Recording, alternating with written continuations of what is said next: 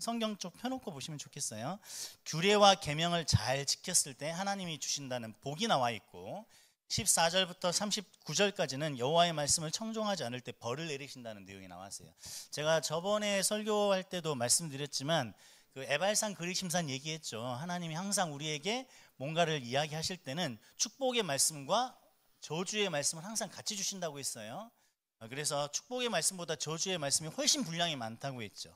그거는 우리를 저주하고 싶어서가 아니라 하나님의 말씀에 벗어나서 저주를 받게 될까 봐 염려하시는 하나님의 마음 때문에 그래요. 그래서 오늘도 보면 3절부터 13절까지 11개의 절 속에는 축복의 말씀이 있어요. 근데 14절부터 39절 거의 2배가 넘는 분량에는 저주의 말씀이 들어가 있습니다. 이스라엘 백성을 경고하시는 내용이 나오죠. 니네가 내 말을 듣지 아니하면, 준행하지 아니하고 규례를 멸시하며.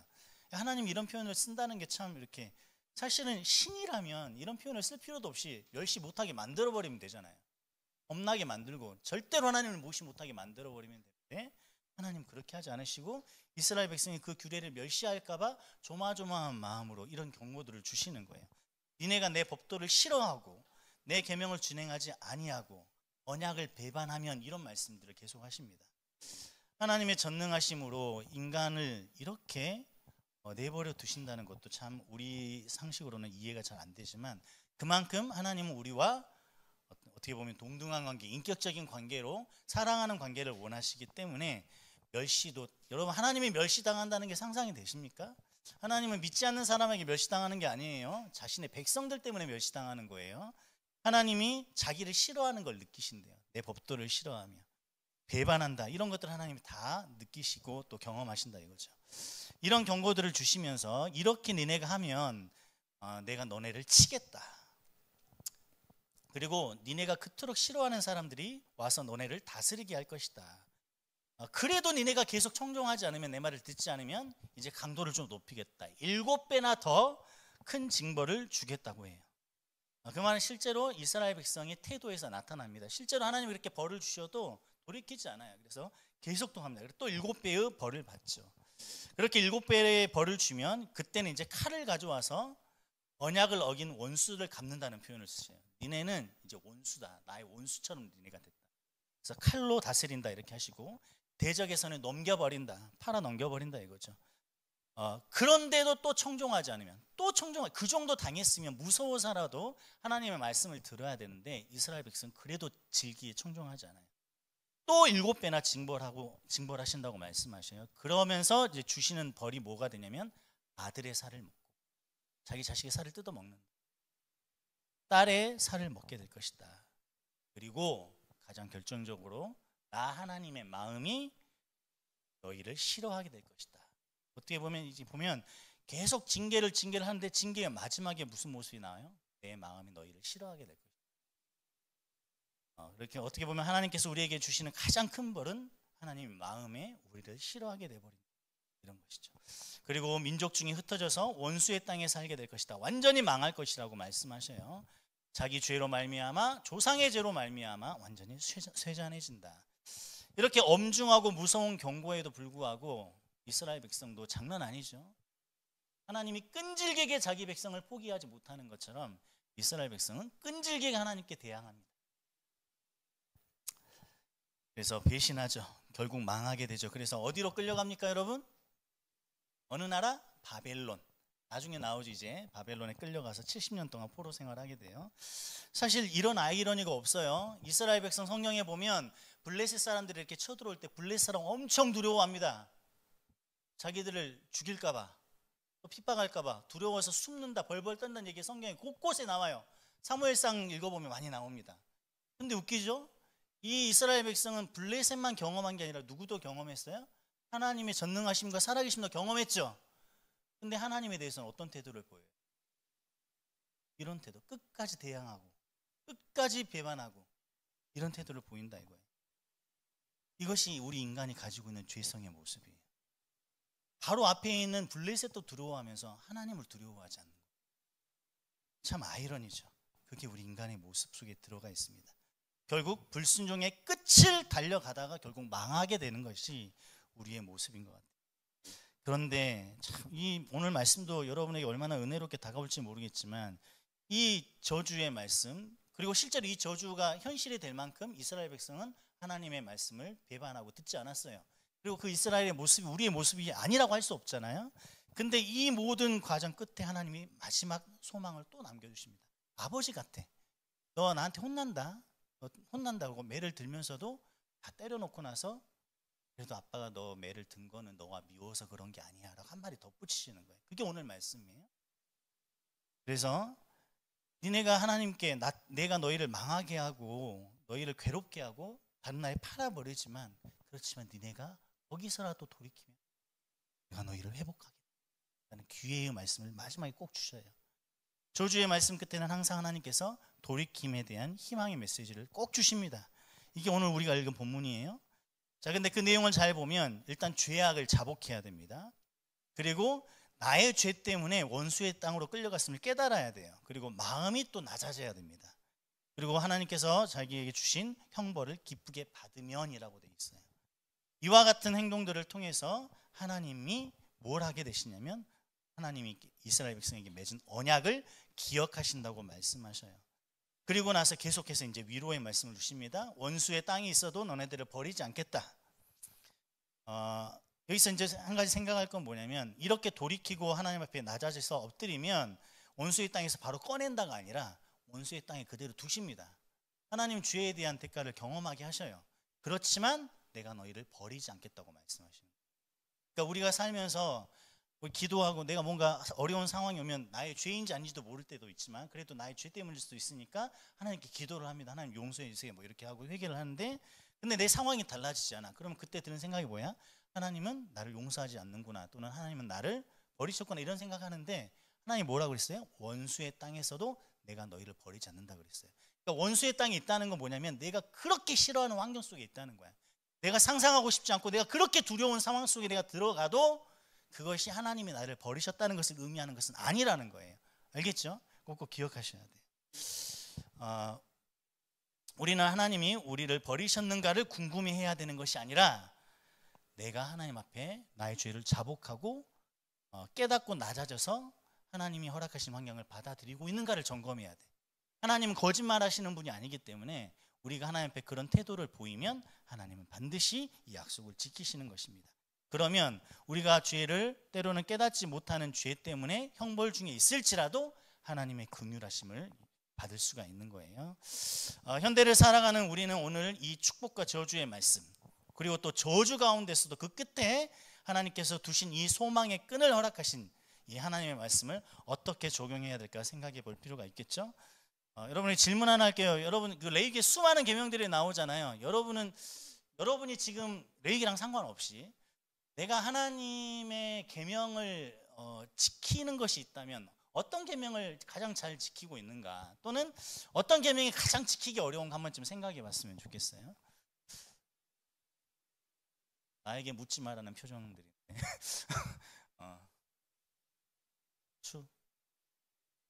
네. 자, 각자가 지키기 어려운 계명들이 있을 겁니다. 근데 우리가 이제 레위기에서 보는 여러 가지 많은 율법들이 있지만 사실은 이제 예수님께서 오셔서 우리에게 그 율법 말고 뭘 주셨죠? 새 계명을 주셨어요. 새 계명. 제가 한번 읽어드릴게요. 내가 새 계명을 너희에게 주노니 서로 사랑하라. 내가 너희를 사랑한 것 같이 너희도 서로 사랑하라. 너무나 많이 반복해서 들은 말이기 때문에 새로운 느낌도 안 들고 임팩트도 없고 그냥 흘러가는 말처럼 들리기도 하죠. 저 역시 그럴 때가 있어요. 너희가 서로 사랑하면 이로써 모든 사람이 너희가 내 제자인 줄 알리라. 저번에도 말씀드렸듯이 이 제자라는 말은 수준 높은 그리스도인을 말하는 게 아닙니다. 그리스도인을 의미하는 거예요. 알겠어요? 그래서 우리가 그리스도인임이 드러나는 그 방식은 바로 서로 사랑으로서 드러나는 거예요. 예수님을 믿고 따르는 자에게 주어진 계명은 바로 서로 사랑하는 것입니다.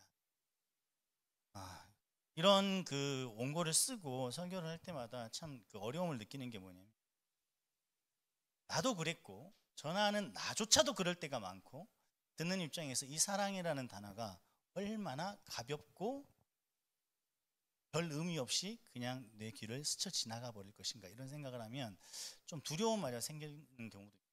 그래서 오늘 이 말씀 함께 들으면서 이 서로 사랑하라는 이 메시지를 좀 들을 때 좀 우리가 좀 무게감을 갖고 일부러라도 의식적으로라도 좀 그렇게 생각하면서 들었으면 좋겠습니다.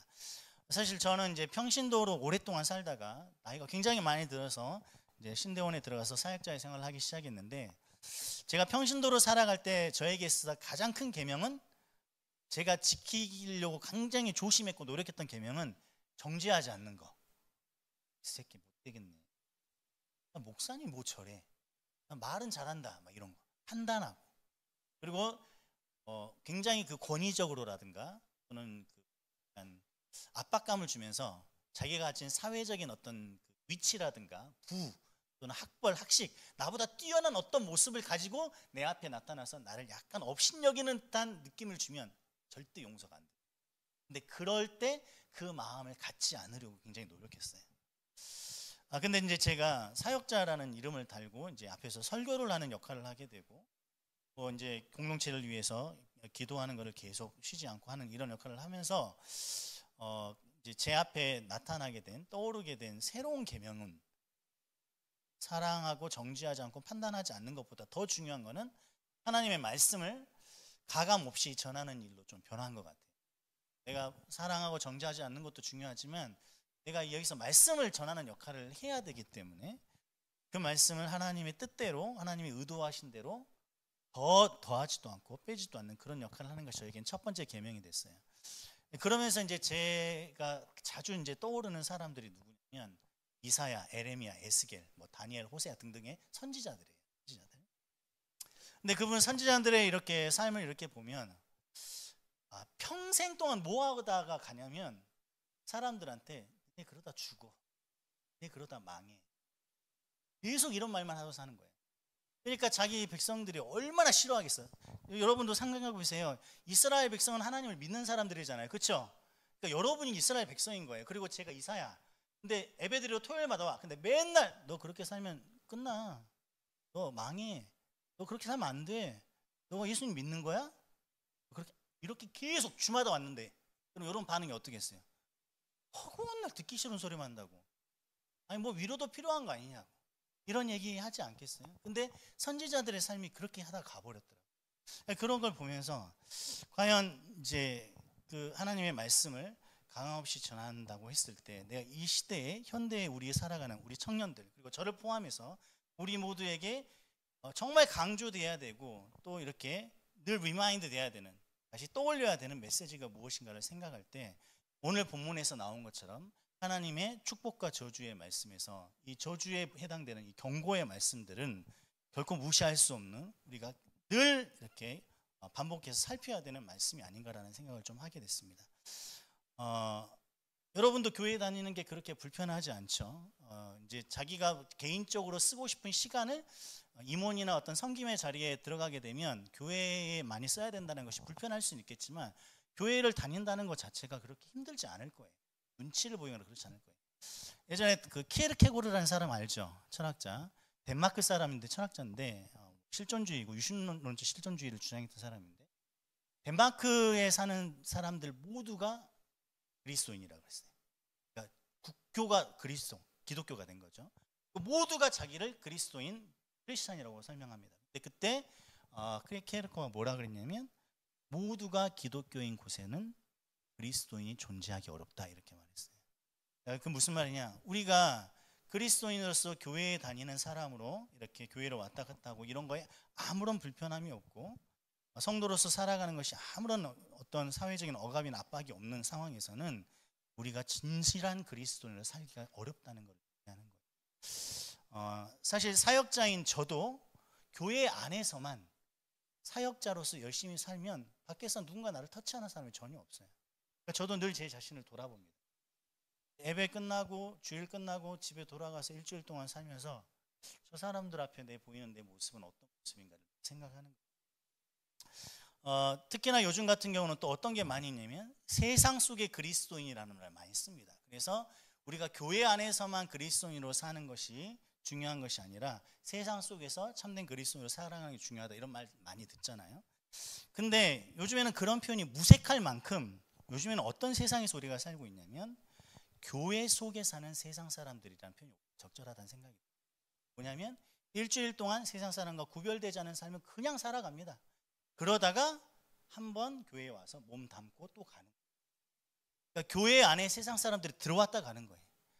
그리스도인들이 세상 속으로 나가는 것이 아니라 세상에 있는 사람들이 어떤 종교적인 목적을 가지고 교회 안에서 자신의 내세에 대한 안정감을 얻고 다시 돌아가는 이러한 시대가 돼버렸어요. 그만큼 세상과 교회는 크게 불편함 없이 부드럽게 잘 연결이 되어 있는 시대를 살고 있습니다. 누구도 아니라고 말할 수 없을 거예요. 그리고 그러한 그 불분명한 이 시대 속에서 저 또한 제 자신에 대해서 함부로 자신 있게 구별된 삶을 살 수 있다고 말하기는 어려운 시대입니다. 이렇게 교회 안에 있지만 이것이 교회 안에 있는 그리스도인인지 교회 안에 있는 세상 사람인지, 세상에 있는데 세상 속에 있는 그리스도인인지 그냥 세상 속에 있는 세상 사람인지 모호하게 돼버린 이유는 뭐냐면 우리가 하나님을 모른다는 말을 다른 말로 바꿔서 말하면 말씀을 모른다는 뜻입니다.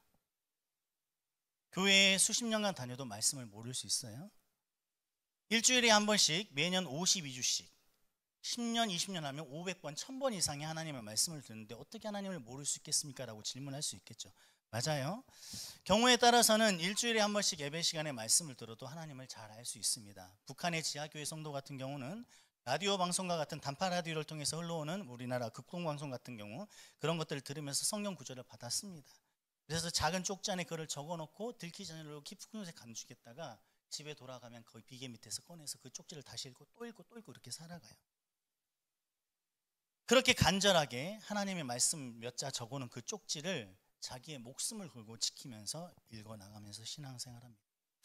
우리나라 초창기 복음이 들어왔을 때에도 평양이나 이런 곳에 말씀 사경회가 열리면 한겨울인데 저쪽 황해도 쪽에서 또는 저쪽 남쪽에서 일주일이 넘는 거리를 온 가족이 걸어서 와가지고 몇 날 며칠을 말씀을 배우고 있어요. 그들에게는 하나님을 향한 간절함, 말씀을 사모함이 있었습니다. 우리는 그렇지 않잖아요. 말씀의 사모함이 별로 없습니다. 읽어야 된다는 당위성에 대한 압박감은 느끼지만 그 말씀을 사모함은 없어요.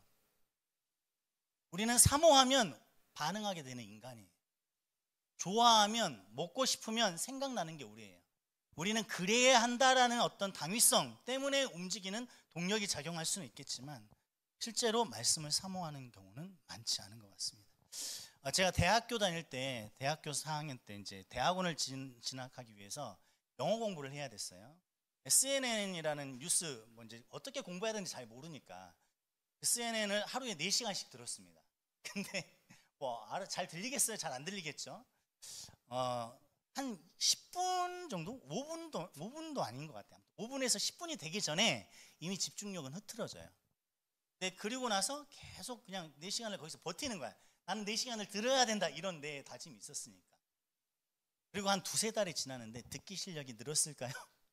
하나도 늘지 않았어요. 나중에 알게 된 것이지만 알고 집중하고 내 의식이 거기에 이렇게 집중이 되어 있어야 그것이 이제 내면화돼서 듣기 실력이 늘어가는 이제 그런 것들을 알게 됐어요. 비슷합니다. 우리가 하나님의 말씀을 흘러가는 대로 이렇게 듣고 살는 내 의식이라든가 의지가 없이 관심이 없이 수없이 반복해서 어떤 말을 듣는다 하더라도 그것이 내 내면에 자리 잡고 내 삶을 바꾸는 역할을 하기는 굉장히 어렵습니다. 뿐만 아니에요. 예수 그리스도의 십자가 사건도 우리 현대인에게는 다른 의미를 갖게 됐어요. 이거 좀 잘 들어보세요.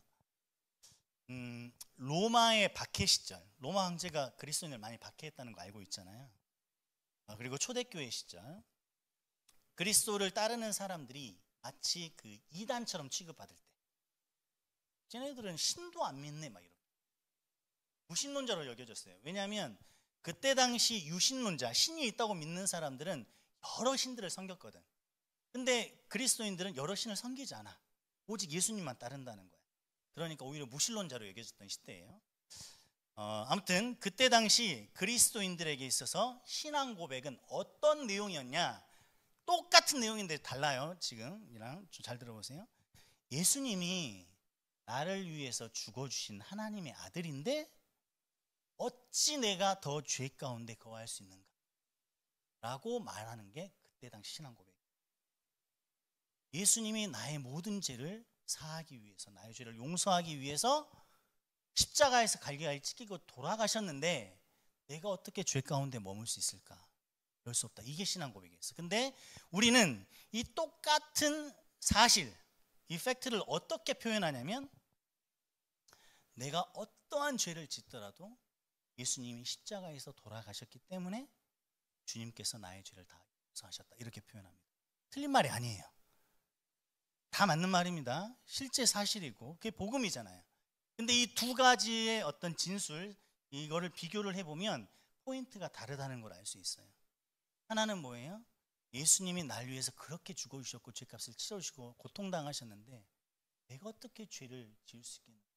난 죄 가운데 멈출 수 없다라고 죄와 싸우는 쪽에 초점이 맞춰져 있는 반면에, 요즘 우리의 신앙 고백은 죄에 대한 안전장치의 느낌이 있어요. 예수님이 다 용서해 주셔. 물론 다 그렇게 고백하는 건 아니겠지만 우리에게 그런 의식적인 영향을 줄 수가 있다는 거예요. 사도 바울이 분명히 말했습니다. 로마서에 우리가 율법 아래 있지 아니하고 은혜 아래 있으니 우리는 다 죄를 지어도 하나님이 용서해 주신다가 아니고, 우리가 율법 아래 있지 않고 그 은혜 아래 있으니 어찌 죄를 지으리요? 그럴 수 없는. 예수 그리스도의 십자가 보혈이 우리로 하여금 죄를 미워하게 만드는 것이 아니라 죄에 둔감하거나 죄에 느슨한 태도를 갖게 만든다면 그것은 성령의 역사가 아니에요. 그것은 거짓 영의 역사입니다. 하나님께서 우리와 언약을 맺으시고 우리를 신부로 삼으셨죠? 우리는 하나님의 신부로 살아가고 있는지 늘 스스로에게 물어봐야 돼요. 여러분 아직 결혼을 하지 않았기 때문에 어떻게 느껴질지 모르겠지만 한번 생각을 해보세요. 결혼을 했어요. 부부의 관계가 됐습니다. 법적으로. 그런데 이 부부가 서로 대화가 단절돼 있어요. 정서적인 교류가 없습니다. 상대방이 기뻐하는 것이 나의 기쁨이랑 별로 상관이 없어요. 그냥 법적인 부부의 관계만 유지하고 살아가고 있는 경우들이 있습니다. 그리고 실제로 그런 부부들이 많이 있어요. 여러분이 나중에 이제 성인이 돼서 결혼을 해서 부부들끼리 모이는 모임에 가거나 이러면 의외로 많습니다. 근데 이 모습이 오늘날 우리 그리스도인들의 모습이에요. 청년뿐만 아니라 오늘 스스로를 그리스도인으로 부르는, 하나님의 순결한 신부라고 말하는 하나님의 백성들의 모습일 때가 많습니다. 왜냐? 대화가 단절되어 있어요.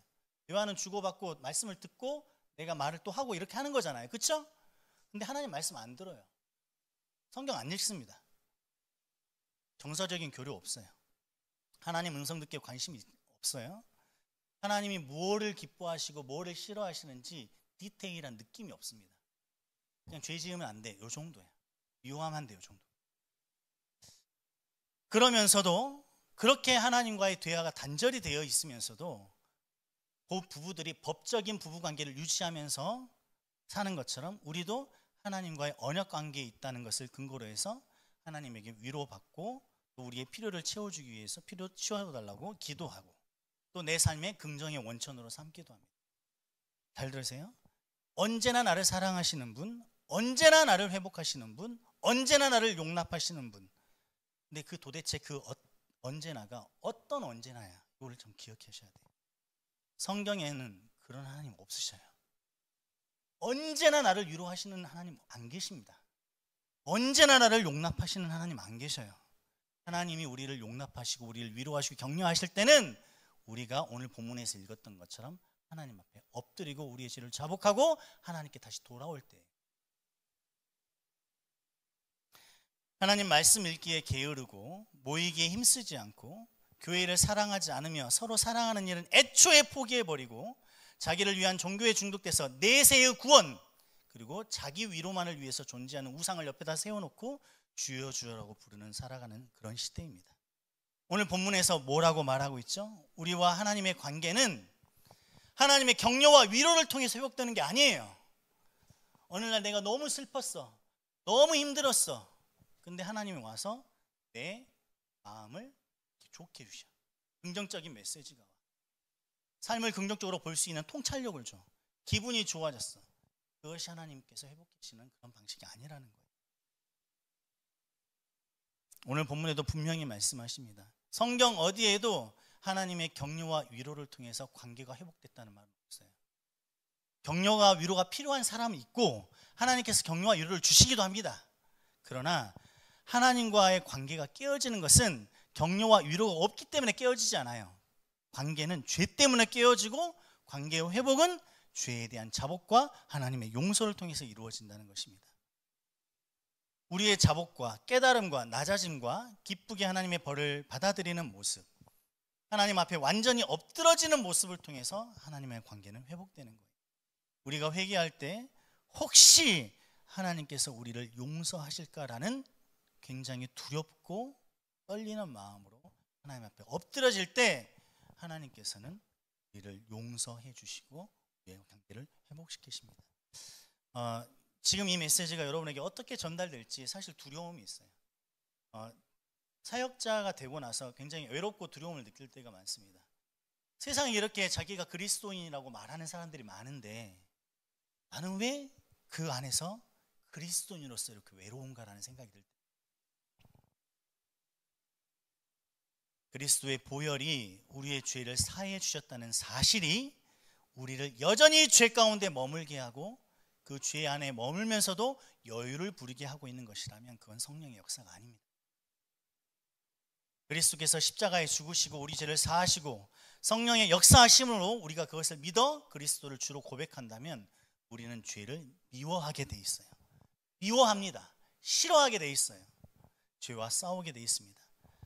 죄의 달콤함에 미련을 두면서 이러면 안 되는데 라고 하는 그런 수준이 아니라 실제로 죄를 미워하고 죄와 싸우게 되어 있습니다.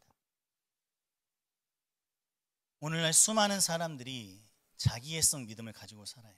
자기를 사랑하는 거죠. 그래서 위로와 축복과 희망과 격려에 감동합니다. 그리고 그 감동을 주는 메시지에 열광하죠. 그 열광하는 모습을 보면 정말로 아름다워요. 그런데 잘 생각해 보세요. 그들의 모습도 그렇고 우리의 모습도, 제 자신의 모습도 생각해 봐요. 우리는 하나님께서 우리를 사랑해 주는 일에 감동하고 감격하고 감사해 합니다. 그게 틀렸다는 게 아니에요. 그런데 하나님을 사랑하진 않아요. 하나님이 날 사랑한다는 사실을 믿고 받아들이고 힘을 얻고 거기에 위로를 얻고 격려가 되고 내 삶에 대한 긍정적인 판단을 하고 진치를 얻고 살아가요. 근데 하나님을 사랑하지 않아요. 하나님은 이렇게 말했어요. 마음과 뜻과 목숨을 다해 하나님을 사랑하라.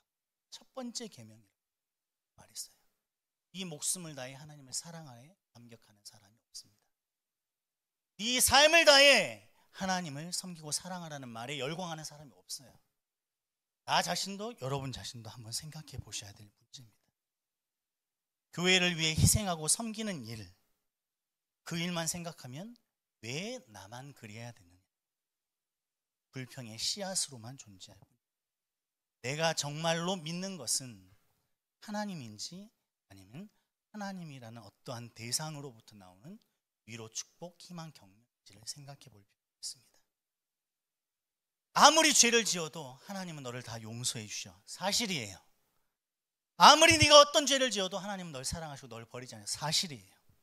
그런데 하나님은 너를 용서해 주신다는 사실에는 눈물을 흘리고 위로를 받지만 죄와 죽기까지 싸우며 자기를 부인하라는 하나님의 말씀은 모른 척하고 싶습니다. 나의 연약함이라는 말로 위장하고 외면해버리죠. 누가 하나님을 사랑밖에 없는 비인격적인 사랑 우상으로 만듭니까? 여러분 이거 굉장히 중요한 말씀이니까 잘 들어야 돼요.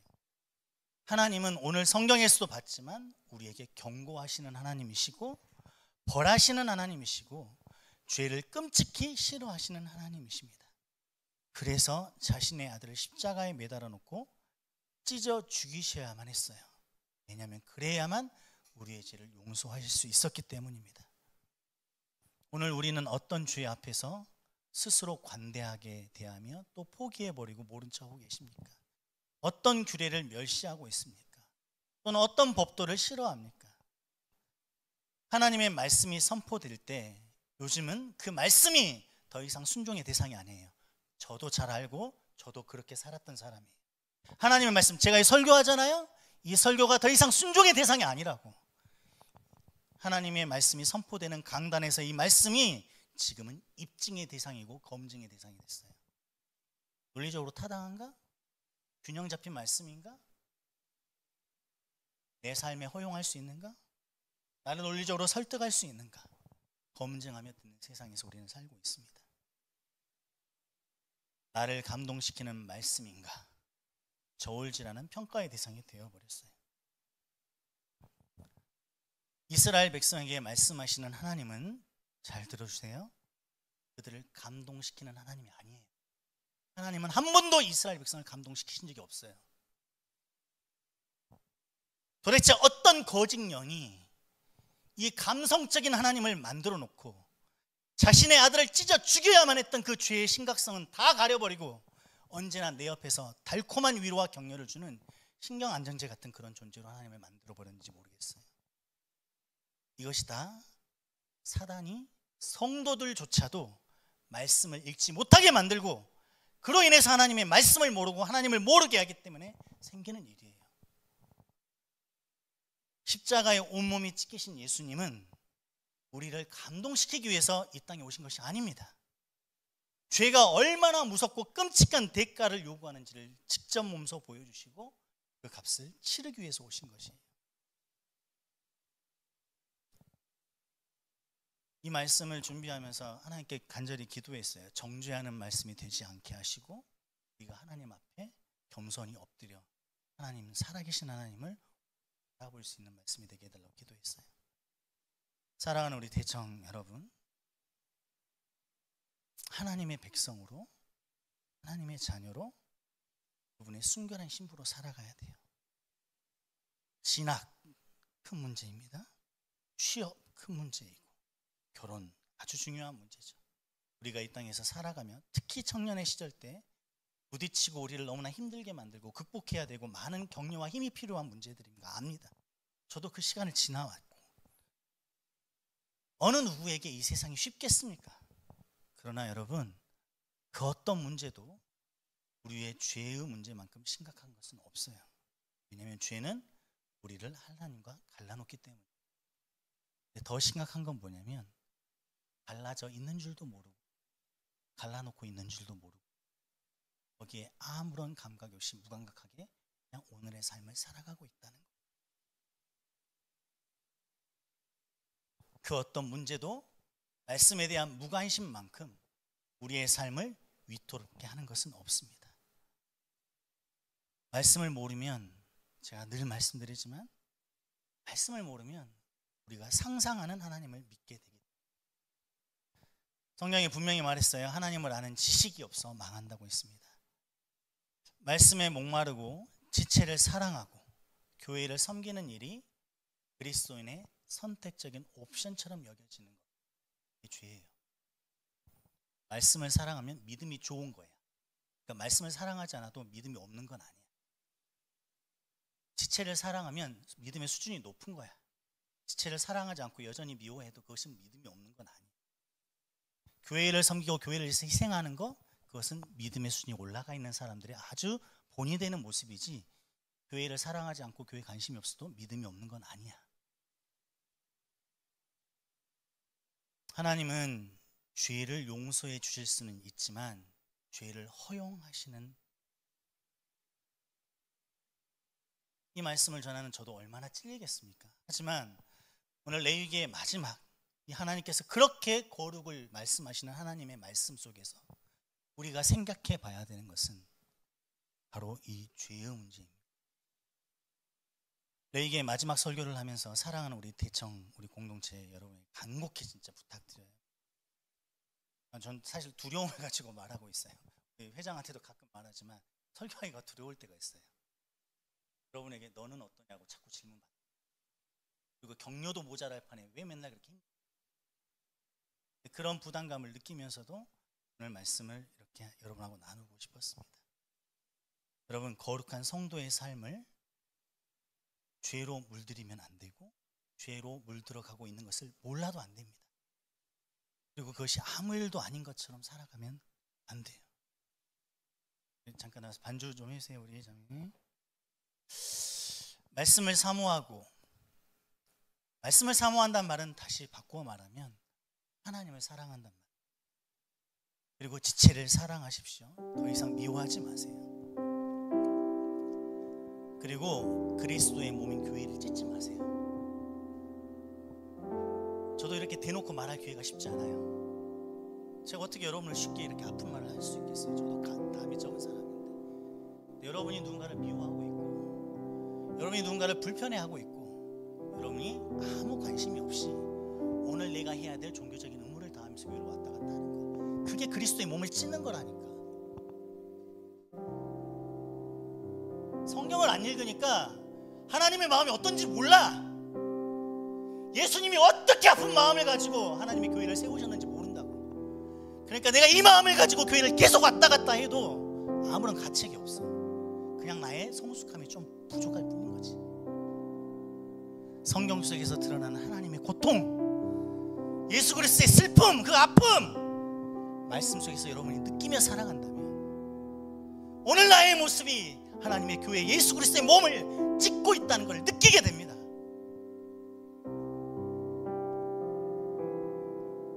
모이기에 힘쓰세요.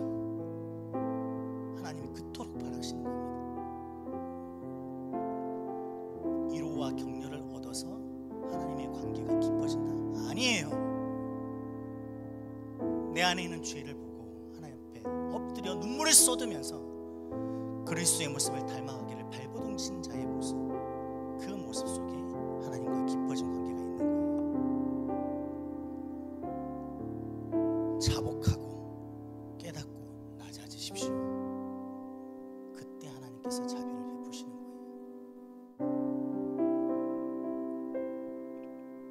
우리가 겸손히 엎드릴 때 우리 하나님은 우리의 죄를 그리스도의 보혈로 바로 그때 덮으시는 거예요.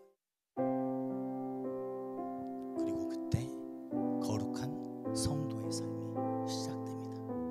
목숨을 걸지 않으면 지킬 수 없는 게 성도의 삶이에요.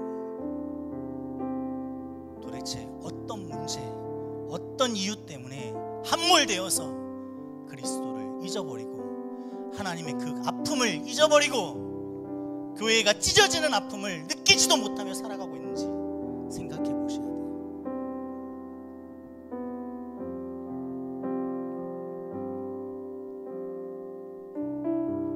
우리 하나님은 여러분에게 감당할 수 없는 어려운 과제를 던져주고 그것을 통과하지 못하면 그걸 주기를 기뻐하시는 분이 아니에요. 하나님은 우리를 자신의 풍요로운 가운데로 초대하고 싶으신 분이십니다. 그러나 하나님이 아닌 풍요로움에 눈이 멀어서 내 삶을 하나님을 모른 채 내 인생의 행복을 추구하는 삶으로만 살아간다면 우리의 하나님 마음은 너무나 아프실 거예요. 오늘 레이기 마지막 설교를 하면서 하나님의 축복의 말씀, 저주의 말씀, 저주의 말씀을 말씀하시면서도 그래도 난 네 애비다, 언제든지 돌아올 수 있다, 네가 돌아오기만 한다면 나는 너와의 관계를 회복할 것이다 라고 말씀하시는, 도저히 온 우주의 창조의 모습과는 어울리지 않는 그 애처로운 모습이 오늘 말씀 속에 나타나 있다는 것을 기억하십시오. 하나님의 축복과 또 저주의 말씀을 잘 기억하고 우리 삶 속에서 하나님의 말씀에 둔감해 있는 내 모습을 다시 한번 채찍질하면서 말씀 앞으로 나아가고 그 규례와 계명을 지키는 하나님의 순결한 신부로 다시 세워져가는 우리가 되었으면 좋겠습니다. 그리고 제가 그렇게 못하면 또 여러분이 눈물을 흘리면서 저를 위해 채찍질하고 기도해 줘야 됩니다. 우리는 그런 공동체가 되어야 됩니다. 우리 같이 찬양하면서 이 오늘 들은 말씀을 가지고 하나님 앞에 고백하며 나아갑시다.